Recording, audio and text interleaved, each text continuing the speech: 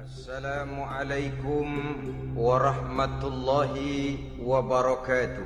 Waalaikumsalam warahmatullahi wabarakatuh. Bismillahirrahmanirrahim. Alhamdulillahi rabbil alamin.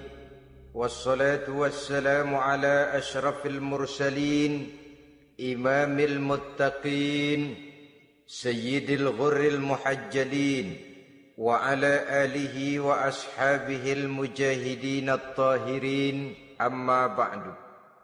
Saudara-saudara kaum muslimin rahimakumullah. Satu hari ketika seorang ulama besar bernama Al-Imam Al-Faqih Abu Lais tengah berjalan-jalan di dekat kota Basrah, berkelumpulah sekelompok orang di dekat beliau. Mereka datang mengajukan satu pertanyaan.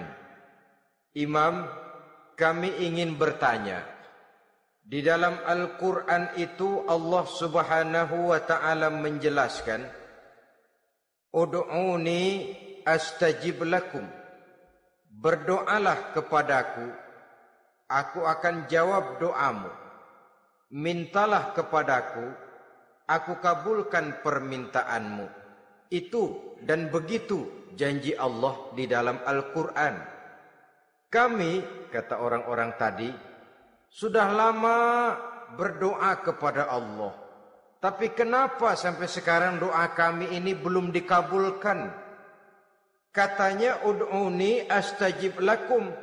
Kalau kamu berdoa, aku jawab, aku penuhi, aku kabulkan doamu. Itu janji Allah.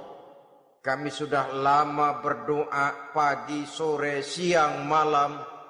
Nyatanya sampai sekarang doa kami belum dikabul-kabulkan. Ini bagaimana? Apa ayat Quran salah? Apa Tuhan lagi lempengan gak denger?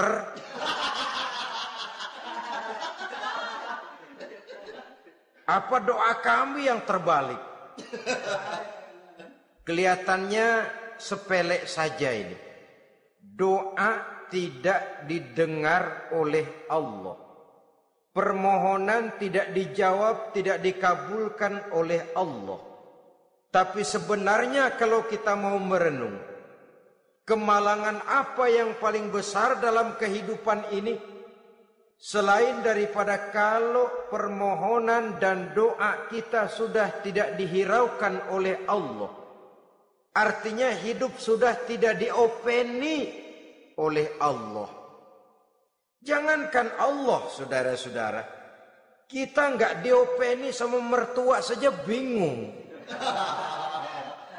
Ini mertua diem aja, kalau saya salah apa salahnya, kalau ada yang dikepengenin apa kepengenannya, boyak ngomong kenapa diem begitu. Ini tidak diopeni oleh Allah. Kemalangan apa yang lebih malang selain daripada kalau doa tidak didengar oleh Allah? Itu sudah kemalangan yang paling malang, lebih malang dari kota Malang saya kira.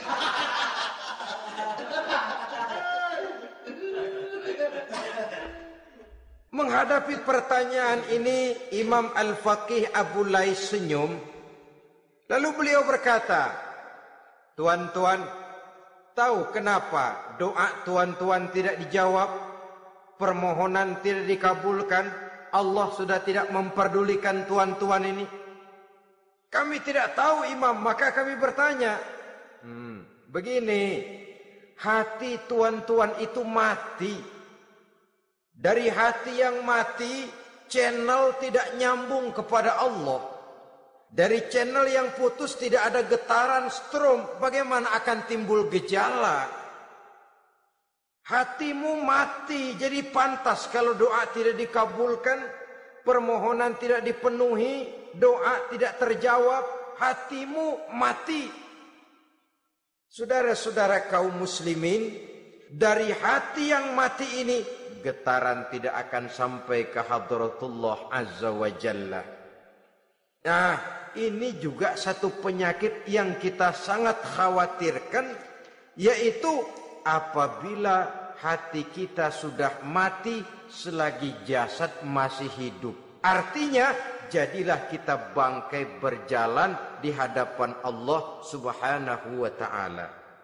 Sementara kita sangat disibukkan dengan menggali berbagai macam jenis obat penangkal penyakit zahir, dan kita kurang perhatian untuk mencari obat penangkal penyakit batin yang kalau diserang penyakitnya menghancurkan kehidupan abadi di akhirat nanti. Perkembangan ilmu kedokteran nyata benar diikuti dengan perkembangan jenis-jenis penyakit. Makin maju ilmu kedokteran, makin modern penyakit.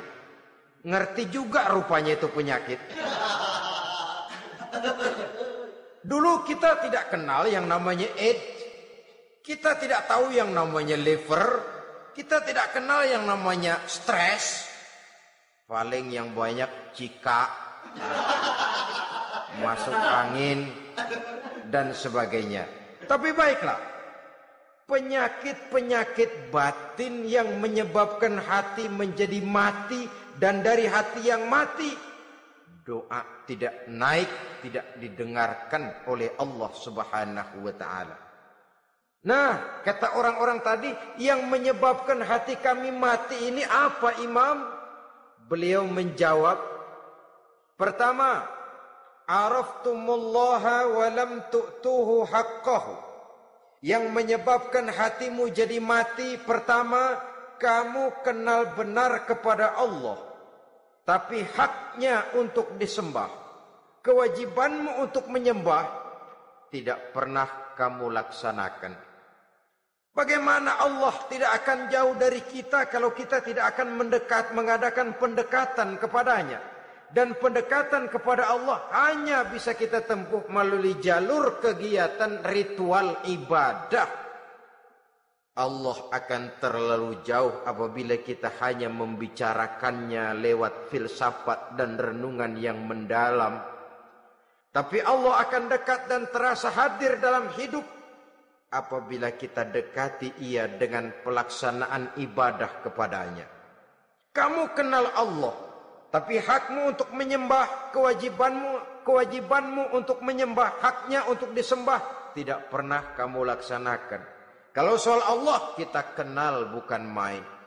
Bahkan tidak hanya kita mengajarkan kenal juga kepada anak-anak kita. Kalau ditanya siapa pencipta matahari, bulan dan bintang, Allah. Siapa pencipta lautan, gunung, hutan belantara dan sungai-sungai? Allah. Siapa pencipta bumi, matahari dan sebagainya? Allah. Sembahyang apa enggak? Bagaimana nanti?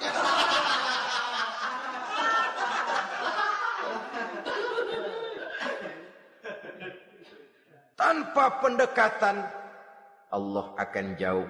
Apabila Allah jauh, maka doa tidak akan didengarkan olehnya. Oleh sebab itu, logika mengajarkan kepada kita, berpayahlah dulu, wa mal ladzatu illa ba'da ta'ab, inna ma'al usri yusra. Di balik kesulitan menunggu kemudahan. Nikmat baru akan terasa, kelezatan hidup baru akan terasa setelah kita jerih payah banting tulang peras keringat. Rasanya memang lebih nikmat sepotong singkong hasil cucuran keringat sendiri ketimbang roti dijejelin orang.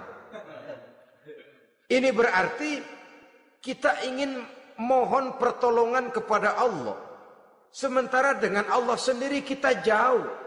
Sama saja dalam kehidupan kita analoginya, saudara-saudara. Orang tidak kenal kepada saudara, tahu-tahu jauh dari saudara, tahu-tahu datang mau minjem duit. Apa kesan saudara? Enak aja, kenal enggak, dekat enggak, datang-datang mau minjem duit. Emang duit percetakan bapak lu?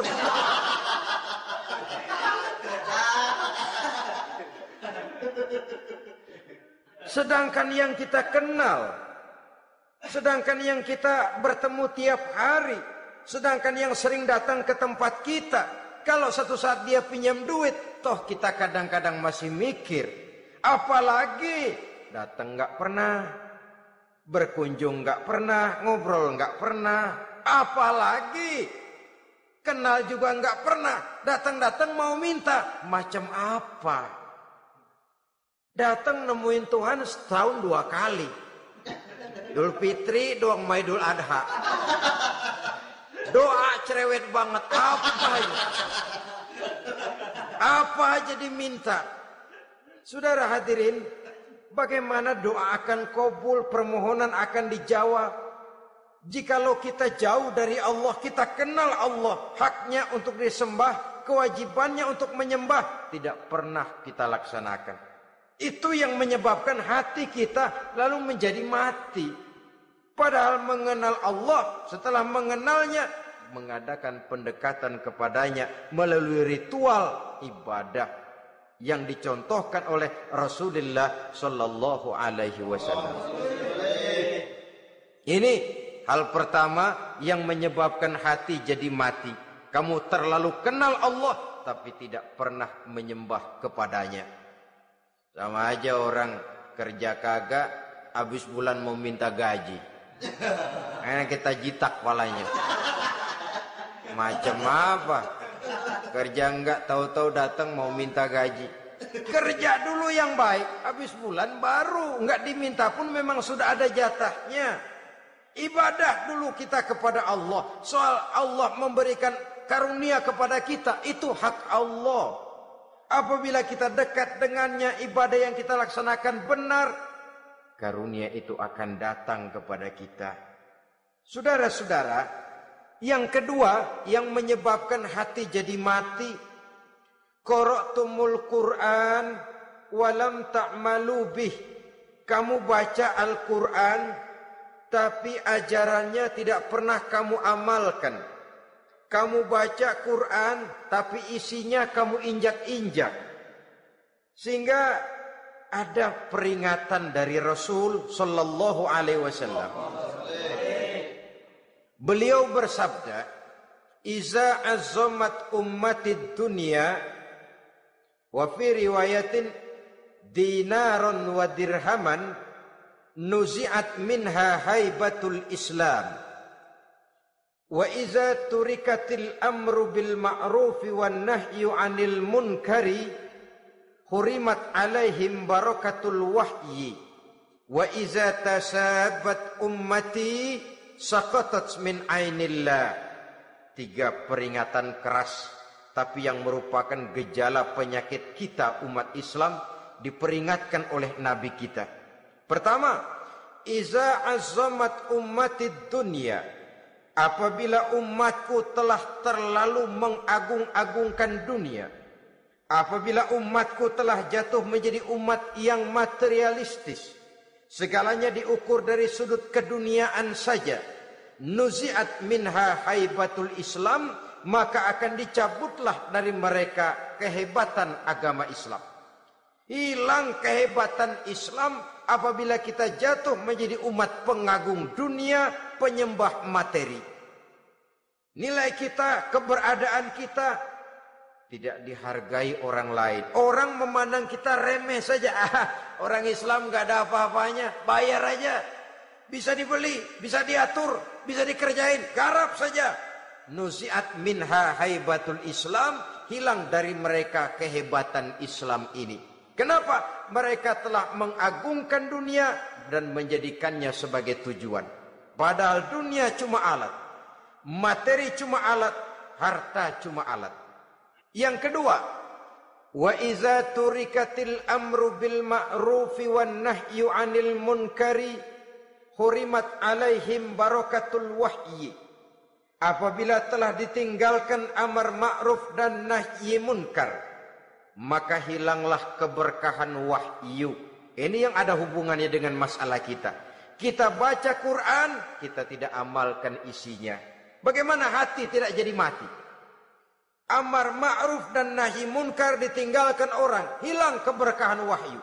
Pada saat itu boleh jadi Quran ada, tapi cuma tinggal tulisan saja. Islam ada, cuma tinggal sekedar nama saja. Diseminarkan, disimposiumkan, dimuktamarkan, tapi tidak dijabarkan dalam kehidupan sehari-hari. Apabila amar ma'ruf dan nahi munkar telah ditinggalkan orang, hilang keberkahan Quran. Akibatnya apa? Apabila amar ma'ruf tidak lagi digalakkan orang, nahi munkar tidak dilaksanakan orang, lalu orang menilai sesuatu menurut seleranya sendiri. Mana yang ma'ruf, mana yang munkar, tidak ada lagi patokan utama. Kalau baik kata otaknya, dia kerjakan. Tidak baik menurut otaknya, dia tinggalkan. Agamanya adalah otak, berhalanya adalah akal. Akhirnya umat kehilangan pedoman. Tidak lagi jelas mana batas yang ma'ruf, mana batas yang munkar. Dalam kondisi sedemikian, akhirnya akan terjadi penjungkiran nilai. Paling celaka nantinya, yang ma'ruf malah dianggap munkar, yang munkar malah menjadi ma'ruf. Peringatan ketiga dari Nabi, wa iza tasabat ummati saqatat min ainillah. Apabila umatku sudah saling berbantahan, apabila umatku sudah saling caci memaki, saqatat min ainillah, jatuhlah mereka dalam pandangan Allah Subhanahu wa taala. Hilang wibawa umat yang sudah saling mencaci maki, saling menjatuhkan, saling gasak, gesek, gosok. Justru agama menganjurkan kita ini saling asah, asih, asuh. Kadang yang kita praktekkan kita ini saling gasak. Yang kedua, saling gesek. Yang ketiga, saling gosok. Gasak, gesek, gosok. Kacau kita ini. Saling gasak, menjegal kawan seiring, menggunting dalam lipatan. Saling gosok, fitnah sana, fitnah sini. Saling gesek, sikut kiri, sikut kanan. Tidak peduli orang lain luka dan sebagainya. Yang penting dia bisa nangkring. Jatuh kita dalam pandangan Allah apabila umat sudah saling mencaci maki. Maka kita kembali kepada persoalan, hal kedua yang menyebabkan hati jadi mati, qara'tumul Qur'an walam ta'malu bih. Kita baca Al-Quran tapi ajarannya nyaris tidak kita amalkan di dalam kehidupan kita. Akibatnya hati lalu jadi mati. Itu yang kedua. Yang ketiga yang menyebabkan hati jadi mati dan doa tidak terjawab, idda'aitum annakum min ummati Muhammadin sallallahu alaihi wasallam walam ta'malu bisunnatihi. Kamu mengaku, kamu memproklamirkan diri sebagai umatnya Nabi Muhammad, tapi sunnahnya tidak pernah kamu amalkan. Malahan perkembangan paling akhir, bukan saja tidak mau mengamalkan sunnah, malah mengingkari sunnah. Inna lillahi wa inna ilaihi raji'un. Oh, Nabi Muhammad itu manusia biasa seperti kita. Sebagai manusia dia bisa salah. Dan ternyata hadis banyak yang palsu. Yang otentik cuma Quran. Selebihnya adalah sejarah. Tidak ada itu sunnah. Langsung saja kepada Quran. Oh, hadis itu bukan sumber hukum. Oh, tidak perlu mengamalkan sunnah. Saudara-saudara kaum muslimin, mengaku kita umat Nabi, tapi sunnahnya kita campakkan, tidak kita amalkan. Setelah tidak kita amalkan, kita campakkan. Setelah kita campakkan, kita ingkari pula. Inna lillahi wa inna ilaihi raji'un. Bagaimana hati tidak jadi mati? Kalau siang malam kita memproklamirkan diri sebagai umat Nabi Muhammad, sementara sunnahnya kita campakkan, kita abaikan, dan kita ingkari dia, sunnah itu. Padahal jikalau sekarang kita mengenal Islam, jikalau kita sekarang mengerti halal haram, tahu hak batil, bisa memilah dan memilih antara yang ma'ruf dengan yang munkar, itu utamanya adalah karena jasa Nabi Muhammad SAW. Yang dari generasi ke generasi dilanjutkan oleh para sahabat, oleh tabi'in, oleh tabi'it tabi'in, terus oleh para ulama-ulama sampai kepada kita sekarang ini. Walaupun beliau hanya berfungsi sebagai penyampai, tapi kepribadiannya dijadikan model oleh Allah Subhanahu wa taala di dalam kita melaksanakan kehidupan beragama. Bahwa beliau manusia seperti kita, memang dalam arti unsur biologisnya ya manusia, punya darah, punya daging, punya hati, punya perasaan, bisa sedih, bisa gembira, tetapi beliau itu termasuk basyarun la kal basyar, manusia yang tidak seperti manusia pada umumnya, punya spesifik, dan itu wajar sebagai seorang rasul pilihan Allah, apalagi merupakan rasul pilihan dari sekian puluh pilihan. Bahwa jamrud itu batu memang, tapi nilainya kan berbeda dengan batu kolar. Satu truk batu kolar dengan barangkali segenggam batu jamrud, nilainya tentu jauh lebih mahal batu jamrud.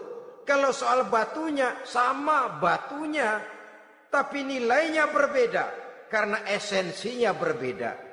Kita manusia, Nabi Muhammad juga manusia, sama manusianya memang, tapi kualitasnya, nilainya tentu jauh panggang daripada api.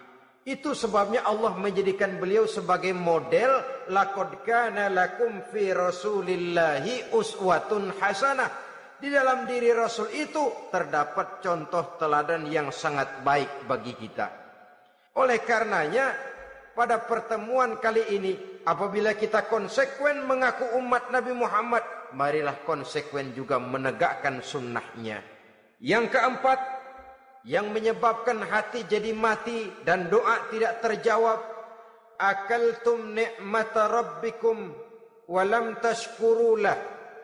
Tiap hari kamu makan nikmat Tuhanmu, tapi kamu tidak pernah mau bersyukur kepadanya, kepada Allah Subhanahu wa ta'ala. Nikmat Tuhan kita doyan banget, tidak pernah sehari dan sesaat pun terlepas diri dan hidup ini dari nikmat-nikmat yang diberikan Allah. Sejak kita bangun tidur sampai tidur kembali, bahkan tidur itu sendiri, di pasar, di sawah, di kantor, dimanapun kita berada, nggak pernah nikmat Allah berhenti. Hidup kita dalam alam diberikan segala fasilitas untuk menunjang kehidupan. Nggak pernah Allah pasang pajak matahari, nggak pernah Allah pasang pajak gas udara.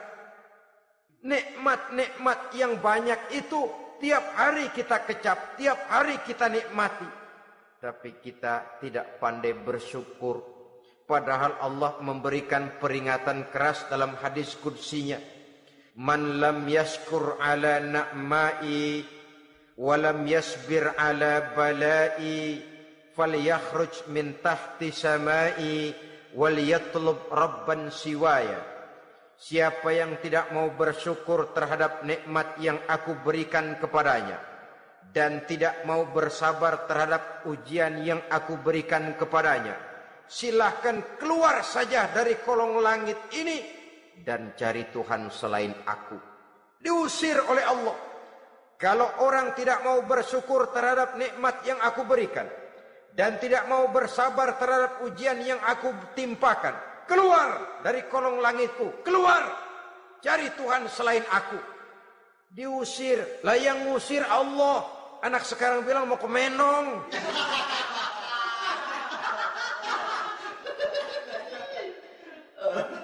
Kalau diusir kita dari Jakarta, masih bisa pindah ke Bandung. Diusir kita dari Bandung, bisa pindah ke Jogja, Solo. Diusir kita dari Indonesia, bisa pindah ke Singapura, Malaysia. Diusir dari kolong langit, mau cari langit mana lagi? Kalau kau tidak mau mensyukuri nikmatku, tidak sabar terhadap ujian yang aku berikan kepadamu, keluar saja, keluar dari kolong langitku ini, cari Tuhan selain aku. Kalau istilah kita mah Tuhan, jengkel banget udah itu. Nikmatku, nikmat yang aku berikan kau makan, tapi kepadaku engkau tidak pernah mau bersyukur. Saudara-saudara kaum muslimin rahimakumullah, wajar. Kita dulunya tidak ada, sekarang ada nikmat. Susunan biologis manusiawi kita demikian cantik, nikmat.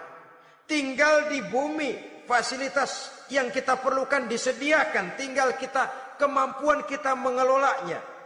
Nikmat. Diberikan kita otak yang membedakan kita dengan binatang, nikmat. Diberikan kita agama, diutus para rasul untuk jadi model dalam kehidupan kita, nikmat. Kalau cara kita emang kurang apa sih? Apa yang kurang, hai manusia? Engkau tidak ada, aku adakan. Kalau aku perintahkan kau tinggal di bulan, mungkin kau tidak akan sanggup hidup. Begitu lahir juga kelepek-kelepek habis. Ya enggak ada HO2 toh di bulan. Mau ngisap apa? Aku tinggalkan kau, aku perintahkan tinggal di permukaan bumi. Alamnya indah, fasilitas serba menunjang. Nikmati semuanya, semuanya untuk kamu, semuanya. Satu pintaku, syukuri nikmat yang aku berikan kepadamu. Ya bukan cuma syukur dalam ucapan, syukur dalam perbuatan. Banyak nikmat yang diterima, makin banyak dia sujud, makin banyak dia ruku, makin banyak dia mengadakan pendekatan kepada Allah. Syukur dalam artian berupa tindakan dan perbuatan, mempergunakan nikmat sesuai dengan kehendak yang memberikan nikmat itu sendiri kepada kita. Saudara-saudara kaum muslimin rahimakumullah. Ini penyakit yang keempat. Kamu makan nikmat Tuhanmu, tapi kamu tidak pernah pandai bersyukur kepadanya. Mensyukuri nikmat yang diberikan tadi. Bagaimana hati tidak jadi mati? Kita sibuk mempersolek jasmani, mencari obat penangkal penyakit zahir. Maka yang ramai di zaman sekarang, saudara lihat, salon, fitness, senam, macam-macam jenis. Tidak ada salahnya dan tidak ada jeleknya.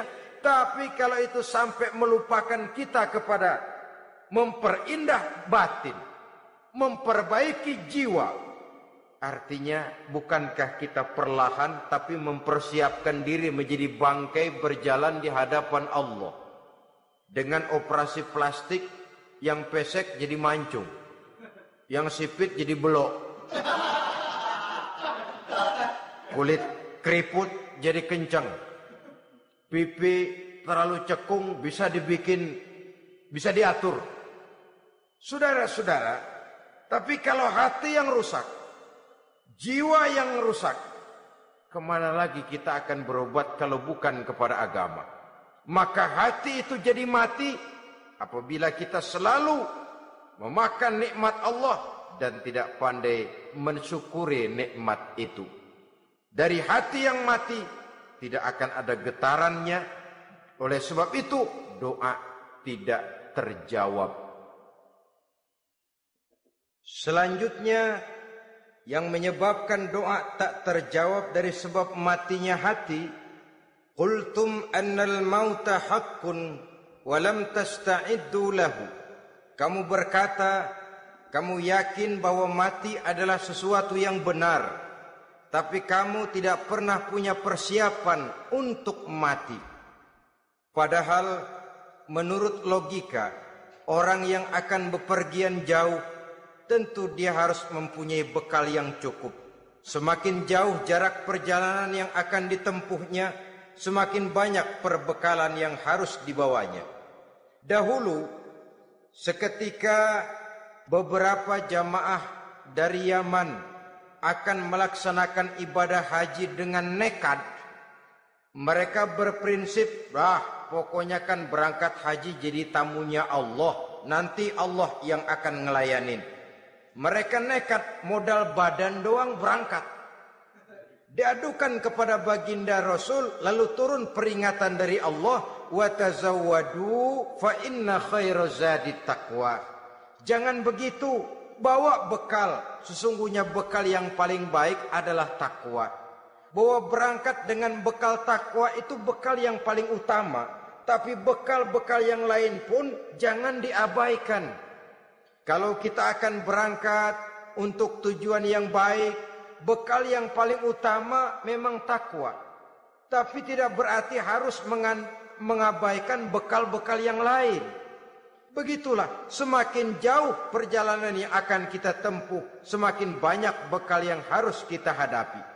Kalau saudara mau pergi ke Surabaya, tidak membawa bekal kemudian berani berangkat, rasanya sih saya pikir itu bukan berani, nekat namanya.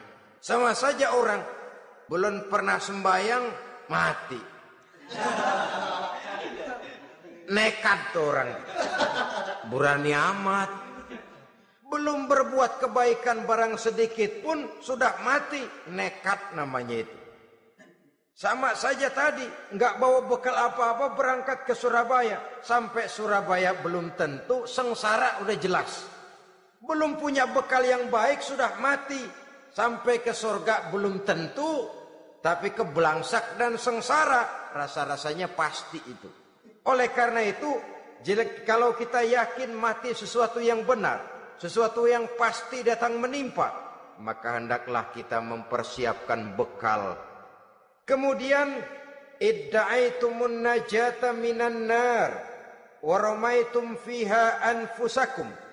Kamu memproklamirkan diri ingin selamat dari neraka, tapi kamu lemparkan dirimu ke dalam neraka. Bagaimanapun bajingannya bajingan, kalau ditanya ente mau masuk neraka enggak? Jawabannya pasti enggak. Itu pasti perbuatannya sendiri yang melemparkan dirinya ke dalam neraka. Membiarkan dirinya berlarut-larut, bertimbun-timbun dalam dosa dan kesalahan. Dan tidak akan ada niatan untuk memperbaiki diri. Hanyut di meja judi, habis ditelan minuman keras, fitnah sana, fitnah sini, hasud sana, hasud sini.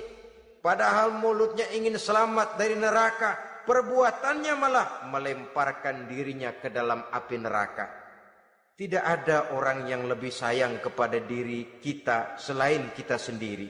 Dan menyayangi diri itu tidak cuma dengan memandikannya sehari 3 kali, memakaikannya parfum dengan segala macam merek, memakai sabun yang wangi-wangi, minyak yang harum-harum. Lebih daripada itu, jaga dan sayangi diri. Jangan jatuhkan dia ke dalam perbuatan-perbuatan yang bisa menjerumuskan diri itu ke dalam neraka. Kemudian disambung oleh Imam Al-Faqih Abu Lais yang menyebabkan doa tidak terjawab karena hati mati. Idda'aitum dukhulal jannah walam ta'malu laha. Kamu ingin masuk surga, tapi kamu berat mengamalkan perbuatan yang bisa menyampaikan kamu ke surga. Semua kita kalau ditanya, mau masuk surga? Mau. Tapi jarang yang berlomba melakukan perbuatan-perbuatan yang bisa menyampaikan kita ke surga. Kemudian yang terakhir kata Imam Al-Faqih Abu Lais, dafantum mautakum walam ta'tabiru laha. Kamu menguburkan orang yang mati di antara kamu, tapi kamu tidak bisa mengambil iktibar, tidak bisa mengambil pelajaran dari mayit yang jenazah yang kau kuburkan itu. Mestinya kan nguburin orang tuh membuat sadar. Iya, kalau sekarang dia saya baringkan di liang lahat menghadap ke arah kiblat, bantalnya tanah, setelah itu ditutup dengan papan, lalu ditimbun dengan tanah. Iya, sekarang giliran dia, giliran saya, entah besok, lusa, bulan depan, tahun depan, tapi pasti mengubur mayat, mengubur jenazah, tapi tidak bisa mengambil iktibar dari yang dilaksanakannya itu. Ini merupakan penyakit-penyakit batin yang merupakan handicap, yang menimbulkan jarak antara kita dengan Allah Subhanahu wa ta'ala.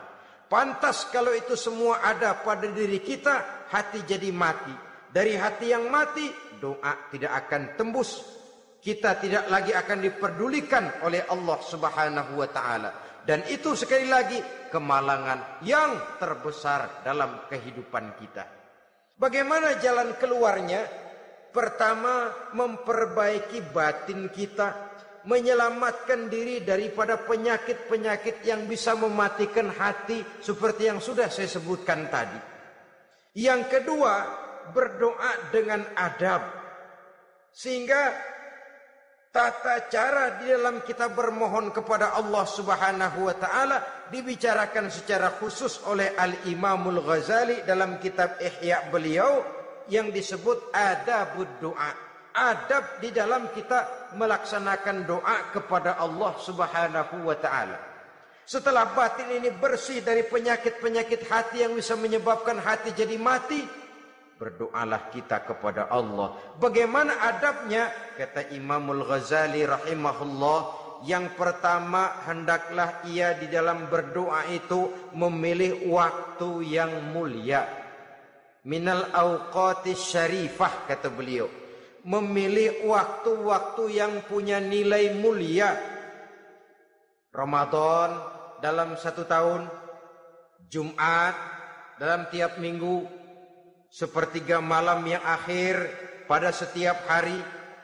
Waktu-waktu yang punya nilai mulia. Walaupun misalnya saudara berdoa pada hari Kamis, tidak ada halangannya Allah mau kabulkan. Ini tidak berarti bahwa kalau sudah berdoa hari Jumat lalu hari Kamis tidak mau berdoa, tidak. Lebih memilih mengintai waktu-waktu yang punya nilai mulia. Lailatul Qadar sekali dalam setahun. Waktu-waktu yang punya nilai mulia. Logikanya begini saudara-saudara. Kalau kita datang ke rumah seseorang, tujuan utama kita minjem duit, yang paling pertama kita perhitungkan tanggal berapa nih? Kan itu toh. Tanggal berapa? Kalau tanggal 20 atuh minjem duit. Orang lagi ngap-ngapan. Boro-boro dia bisa minjemin, dia sendiri mungkin lagi pusing. Kita lebih dulu kita amatin tanggal berapa nih? Yang enak sore apa siang? Jam 2. Jam 2 dia baru pulang dari kantor, tapi giliran tidur. Kalau dia tidur dibangunin, datang mau minjem duit, kagak dimaki-maki sudah kebagusan deh. Kan kita lihat waktunya, timingnya kata orang sekarang. Tanggal berapa, sore apa malam, apalagi gulem apa terang bulan. Itu semua sudah kita atur sedemikian rupa, memilih waktu. Yang kedua kata Imamul Ghazali, memilih keadaan yang istimewa. Kalau tadi soal waktu, yang kedua soal keadaan. Ada situasi-situasi di mana doa itu diijabah oleh Allah Subhanahu wa taala.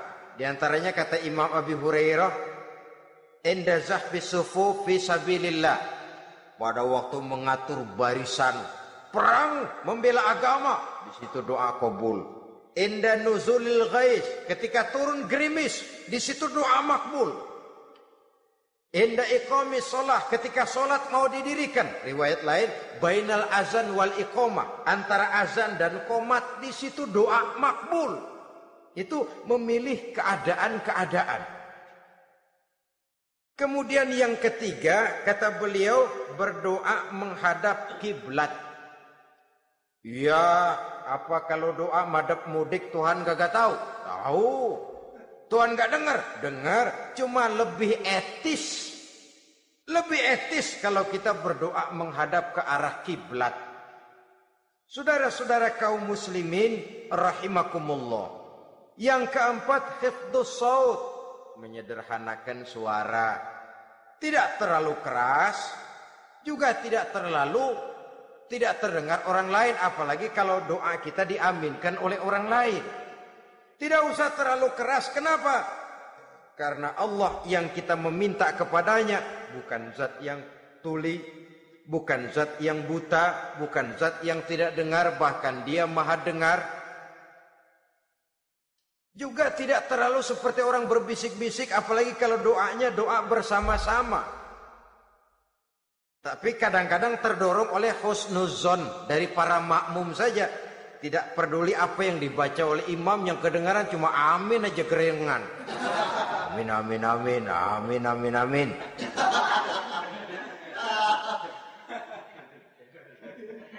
Juga tidak terlalu keras.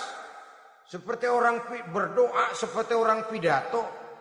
Saudara-saudara kaum muslimin rahimakumullah. Yang kelima, alla yatakallafa saja' fid du'a. Dalam berdoa, kalau istilah kita, jangan nyelongcong. Saja' suja' ini menunjukkan sikap berani kepada Allah. Misalnya ada orang berdoa, ya Allah ampunilah saya kalau engkau mau. Kalau Allah mau. Kasihanilah saya ya Allah kalau engkau mau. Itu doa orang songong. Atau sama saja, ya Allah berilah saya rezeki dikit aja. Emang kenapa pakai begitu? Allah yatakallafa saja fid du'a. Yang keenam kata Imamul Ghazali, at-tadarru' wal khusyu'. Dengan tadarru' dan khusyuk, dengan sikap tawadu, benar-benar ya seperti kita lah kalau datang memang menghajatkan pertolongan dari seseorang, segala action kita atur supaya hajat kita itu kabul, kan begitu. Kadang-kadang istilah orang kalau perlu ngesor mah ngesor dah, yang penting permintaan dikabulkan, gitu saja. Kita lihat sekarang ini, ramai orang bicara soal film-film Parno.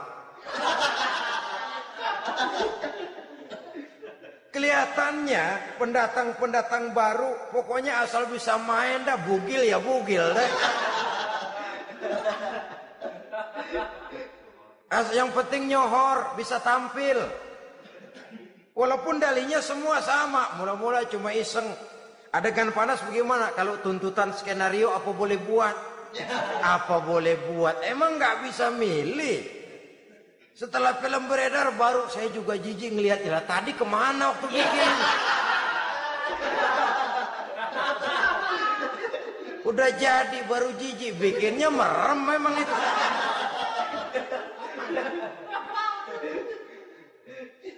Tapi ada satu analogi, asal bisa main, asal bisa tampil di layar, apa saja jadi taruhan sudah. Bugil ya bugil dah, nggak soal dah, pokoknya bisa main, tampil, nyohor, masuk koran. Udah seperti kata-kata orang Arab, bul ala zamzam fatu'raf. Kalau pengen terkenal kencingin sumur Zamzam. Artinya apa? Bikin yang aneh-aneh, yang orang nggak kerjain, ntar ngetop. Yang ngetop lempengan jeleknya.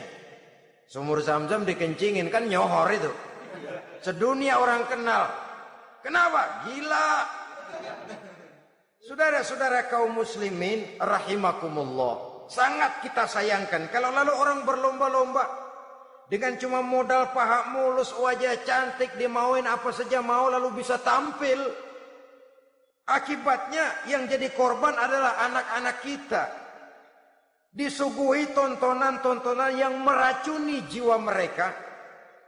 Walaupun akibatnya barangkali ya lain, seperti band orkes dengan film memang akibatnya tidak langsung ya. Kalau band orkes akibatnya langsung, dia bisa berantem di tempat lokasi. Film orang nonton tahu dia di tempat itu, bukan di tempat itu dia praktek, pulang jadi pikiran dia. Tadi serem ya, ntar kalau ada kesempatan kita praktek. Ntar ngancemnya itu yang gak enak. Tapi yang saya analogkan dengan persoalan kita, tingkah pola artis apapun dilakukan asal bisa main. Nah itu tuh, asal dapat kesempatan acting. Dalihnya ya tuntutan skenario lah, iseng lah, macem-macem lah. Tapi yang jelas satu target, saya harus dapat kesempatan main. Untuk sampai ke situ, cara apa saja harus saya tempuh. Tidak peduli harus menginjak-injak norma dan budaya bangsa yang luhur. Tidak peduli harus bertentangan dengan kaidah agama. Tidak peduli hasilnya meracuni umat masyarakat, terutama generasi muda. Yang penting kan ngetop. Saudara-saudara, baiklah ya, itu soal lain. Tapi soal kita ialah at-tadarru wal khusyu'. Bermohon kepada Allah dengan tadarru', khusyuk dan tawadu. Seperti kalau kita mau bermohon kepada seseorang, kita malah merendahkan diri. Pak, saya memang orang gak mampu pak. Utang saya udah selebar kampung pak. Anak udah 16 seperempat. Apa saja kita meratap, menghibah, mengeluh, merintih, ujungnya kan yang penting gue minjem duit dapet dah gitu. Apa kayak diomongin, pokoknya pulang bawa duit, itu saja. Itu strategi manusiawi. Kalau ini kita adakan konteks, oh iya, kepada Allah lebih lagi kita tadarruk, khusyuk, tawadhu. Doa dengan tawadhu, sebab kita akan bermohon kepada yang serba maha. Menghadap ke arah kiblat, duduk bertafakur dengan khusyuk, tawadhu. Jangan doa sembari tolak pinggang.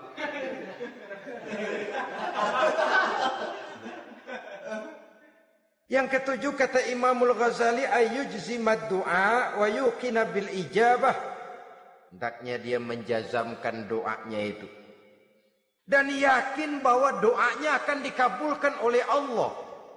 Sebab kata Nabi, innallaha la yaqbalu du'aan min qalbin ghafilin lahin. Allah Subhanahu wa taala tidak akan menerima doa dari hati yang lalai dan main-main. Doa ke orang ogah-ogahan.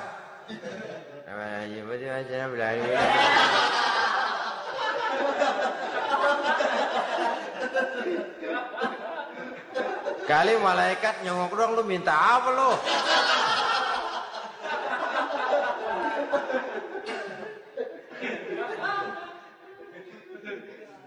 Seperti tadi itu, kita datang mau minjem duit sama orang, ngomongnya ogah-ogahan.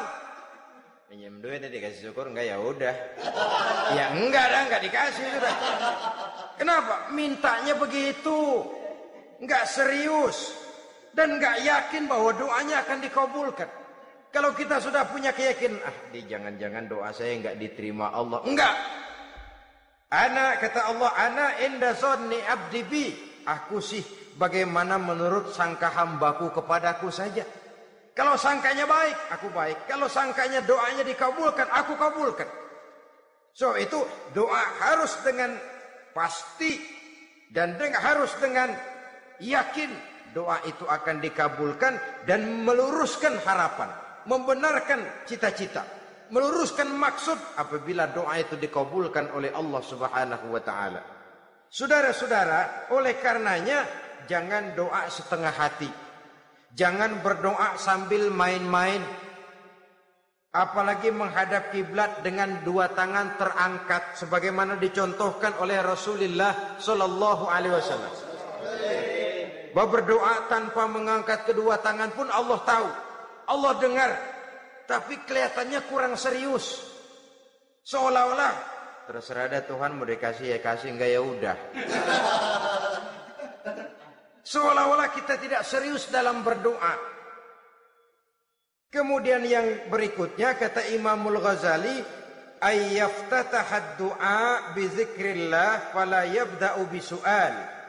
Hendaknya dia mulai berdoa itu dengan menyebut nama Allah, berzikir kepada Allah, fala yabda'u bisu'al, jangan langsung memulai dengan permintaan. Ini tata krama etisnya. Sama juga orang kirim surat, salam sejahtera kami haturkan, padahal mah nggak ada itu juga nggak apa-apa. Itu kan maksud mukaddimah saja. Besar harapan kami semoga Bapak dan keluarga di sini pun berada dalam keadaan sehat walafiat. Selanjutnya kami telah dengar dari berbagai teman tentang kedermawanan Bapak, tentang bantuan Bapak di berbagai bidang yang menyangkut sosial pendidikan. Sehubungan dengan itu maka kami bermaksud mengajukan permohonan. Baru masuk itu mah 15 kalimat kesonoin, urusan lain. Intinya sehubungan dengan itu kami bermaksud memohon kepada Bapak. Kita mulai, salam sejahtera kami haturkan, bersama ini pula kami, macam-macam lah. Sama juga seperti tadi itu, kita datang mau minjem duit, datang karena kita tahu datang habis bulan, malam terang bulan, udaranya sejuk, ngobrol lah kita, dapet teh, apa kabar Pak? Baik. Aduh Bapak sih, untung dah Pak, kayak pemurah lagi. Saya tahu Bapak banyak nyumbang di mana-mana, Diangon aja tuh orang diangon.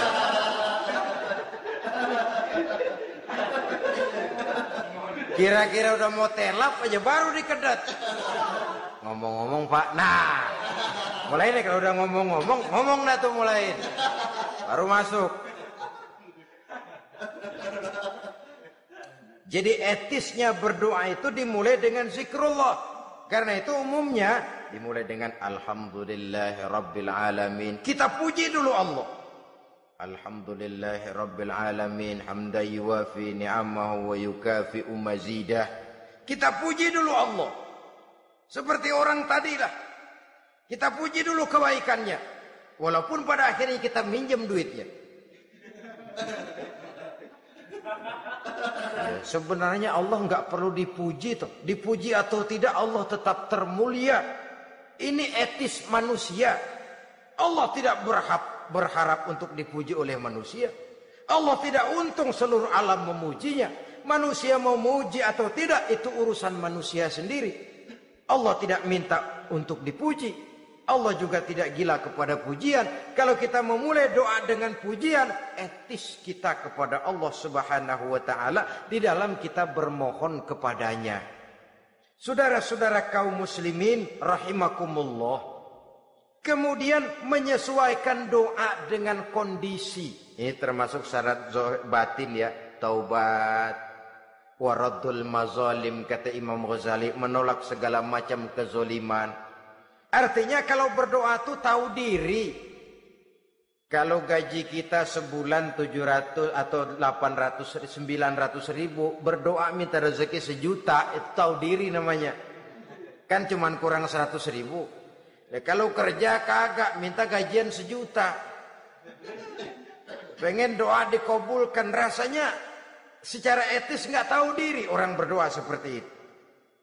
Orang datang mau minta duit, mau pinjam duit kepada kita, kan kita lihat kira-kira mampu ngembaliin nggak nih orang.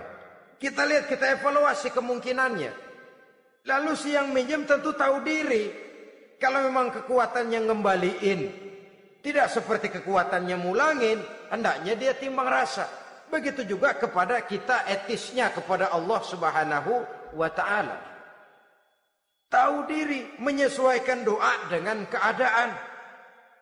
Kalau tidak ada gap terlalu jauh panggang daripada api, nanti nasibnya bagai si pungguk merindukan bulan.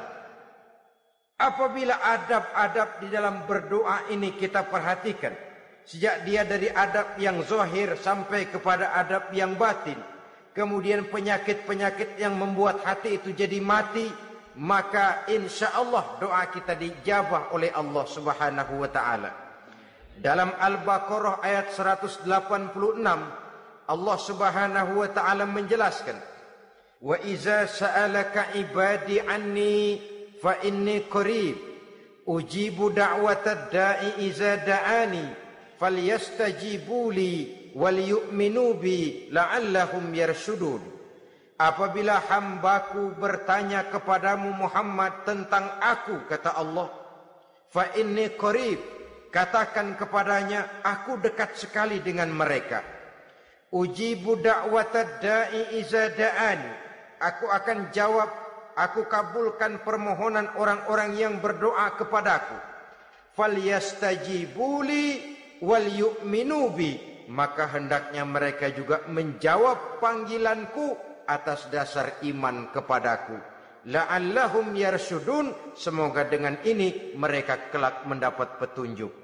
Saudara-saudara, Al-Baqarah 186 ini dengan nyata menjelaskan kepada kita, Allah akan menjawab doa, mengabulkan permohonan apabila kita falyastajibuli wal yu'minu bi, juga menjawab panggilan Allah atas dasar beriman kepadanya.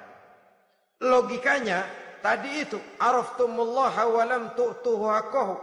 Kita tidak pernah mau menjawab panggilan Allah sementara kita berharap doa kita dijawab oleh Allah. Apa enggak pincang? Apa enggak berat sebelah?